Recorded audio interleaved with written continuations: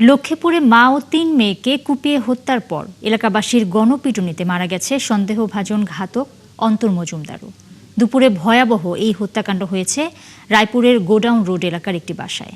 চাঞ্চল্যকর এই হত্যাকাণ্ডের রহস্য এখনও জানা না গেলেও কারণ জানতে তদন্ত নেমেছে পুলিশ। এলাকায় নেমেছে শোকের ছায়া।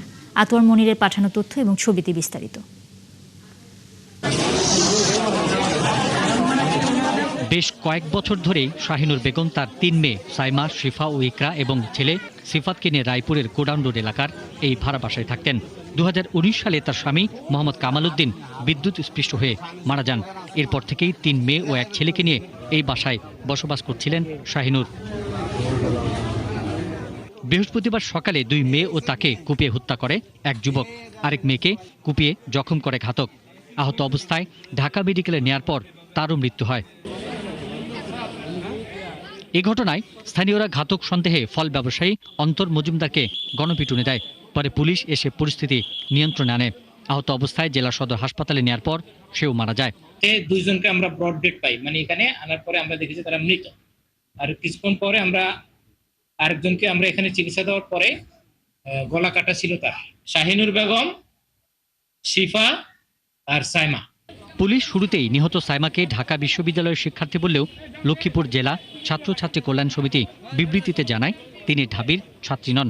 তারা কুমিল্লার হোমনা পৌরসভার লইটা গ্রামের বাসিন্দা। আঙ্কেল, এটা আমি ধারণা বলতে পারি না কি কারণে হইতে পারে, তার কি জানি, আমি শুনি আমি এখানে আসছি, কি জন্য হইতে পারে আমি জানতে পারি না। এই যে লোকটার সাথে কি দাদা দ্বন্দ্ব ছিল জানি না, কিন্তু সে ঘরের ভিতরে ঢুকি তাদেরকে কোবান শুরু করছে। ৩টা অলরেডি মারা গেছে, একটা ঢাকা নামার পথে মারা গেছে। নৃশংস এই হত্যাকাণ্ডের এখনো কোনো রহস্য জানা না গেলেও এর কারণ উদ্ঘাটনে তদন্ত শুরু করেছে পুলিশ। ঘটনা ঘটার পরপরই পুলিশ এই অ্যাকুজকে যারা অভিযুক্ত তাকে পাবলিক ঘেরাও করে রাখলে তাকে উদ্ধার করার চেষ্টা করছিল। সেখানে জানেন যে উইট পাটকেল নিক্ষেপ হয়েছে, আমাদের কিছু পুলিশ আহত হয়েছে। কারণ আমরা এইগুলো নিয়ে ব্যস্ত ছিলাম এবং এই যে জানেন ভিকটিম যারা মারা গেছেন তাদেরকে হাসপাতালে পাঠানো, এইগুলো নিয়ে ব্যস্ত থাকার কারণে আমরা এখনো আসলে ডিটেল তথ্য জানতে পারিনি। আমরা জানার পরে আপনাদেরকে সব জানাবো। এর আগে সকালে ঘটনাস্থলে গেলে বিক্ষুব্ধ এলাকাবাসী পুলিশের উপর ইট পাটকেল ছোড়ে।